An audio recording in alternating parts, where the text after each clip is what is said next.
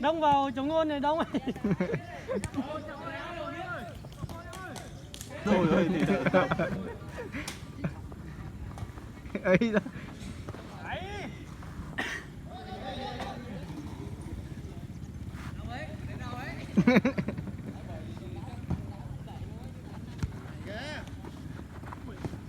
Hai người.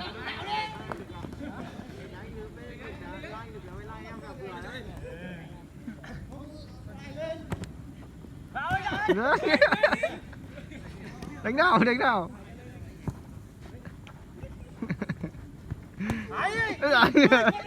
Vào.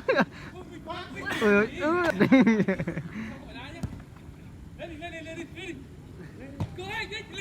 nhìn nhiều quá rồi thôi hết. Đạp hết rồi. Pin cho đại phát lên được à? Ngôn luôn. Ôi vào rồi.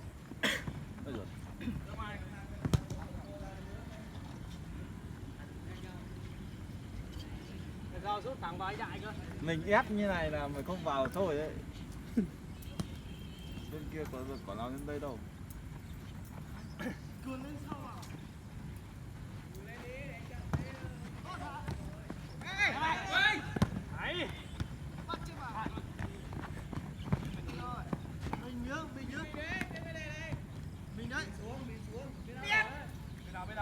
Mình nhìn nào đi ở nhà. Tập trung lại một chỗ. Hết đâu. Đánh người, nhìn bóng, nhìn người. Hai sút. ơi rồi. Được ơi Hải ạ. Chạm đồ chạm đỏ rồi nhỉ. Ôi rồi ôi.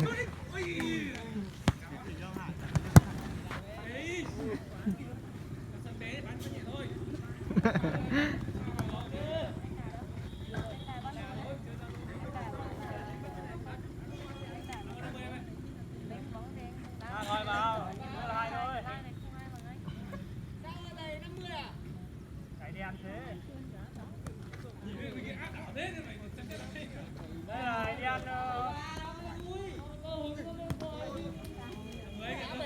Đá đi.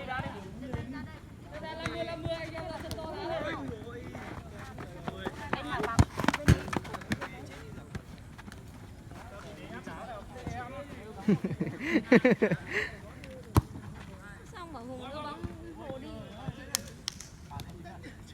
Đột xuống nhà đá sang sân nó chẳng đá mình phát nào. Giờ.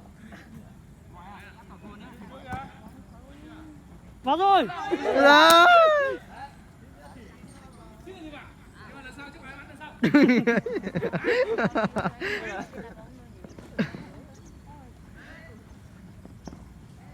Lần nào sao bên kia. Áo đỏ nó có áo đỏ. Có cái áo lên trận này.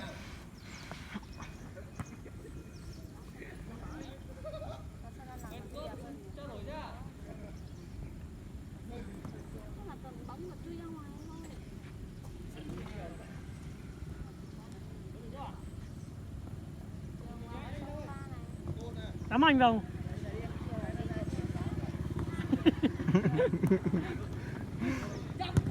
Ôi trời. Lại vào đấy. Quả nắm bên đấy.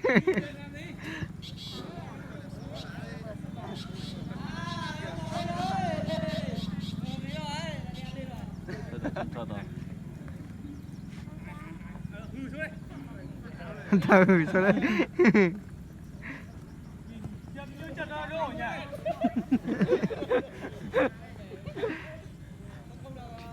Trách chưa tiêm.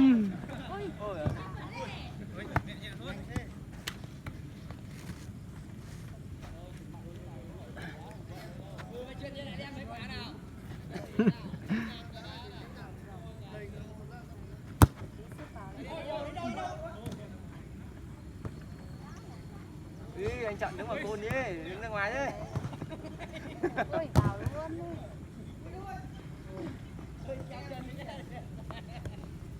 ơi sát nó đi sát nào Ôi rồi ôi.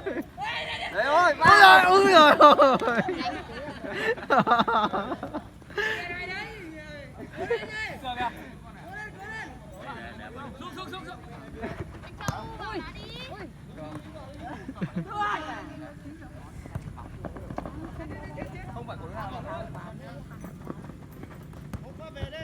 Sút.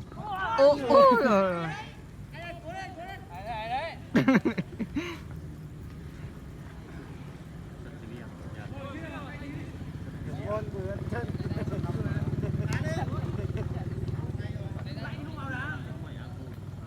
chân tèo đây đại chân tèo đấy ai mà không kia Anh Hùng kìa. Thanh Đông kìa. Thanh Đông nè. thủ môn đi. Thủ môn nè. đấy à. Ui rồi ôi. lấy tay Sợ quả vào mặt tôi. Lời không được. Ờ. Đâu à? Ừ. Ui. ôi một ôi hai ôi chụp cuối đi Lại nhá.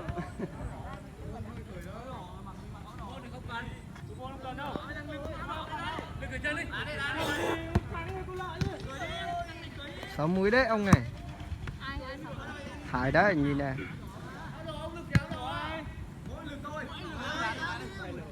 Đẹp nè.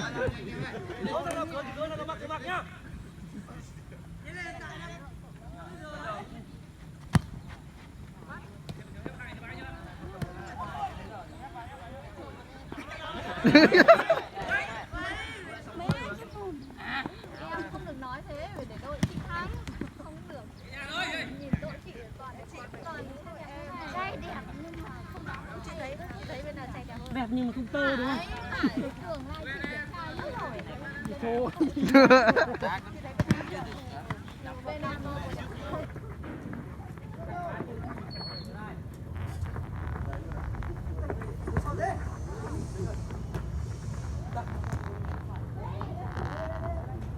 Đây ba đây.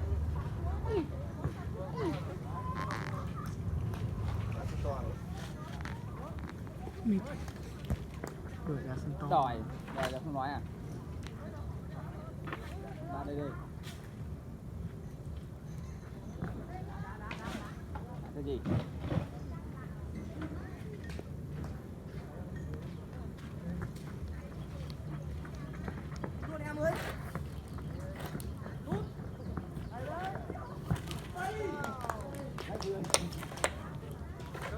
Thằng nào sút vào ấy? Bên nào thắng rồi? Bên nào thắng rồi? Bên kia. Thằng nào vừa sút vào ấy?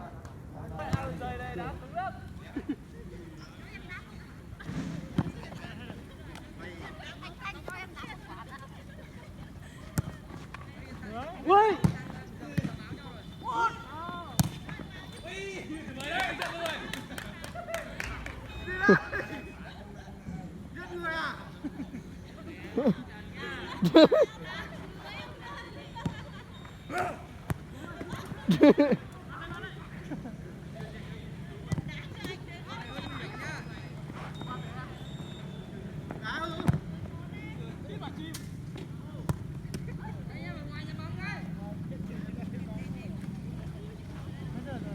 Dạ.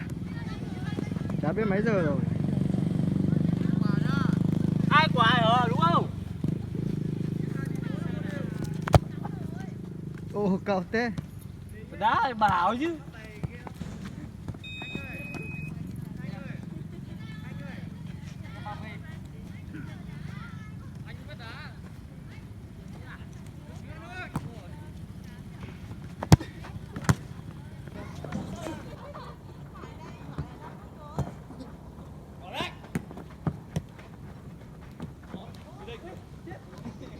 Anh ngồi xa xa ra tí để mẹ cho quả vào đầu thì chết mẹ rồi.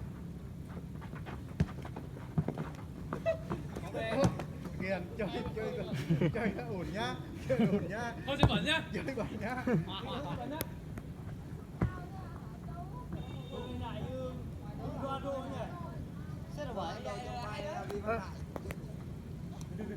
Ê,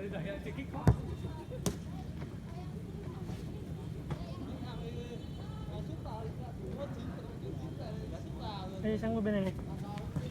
Đây một tí.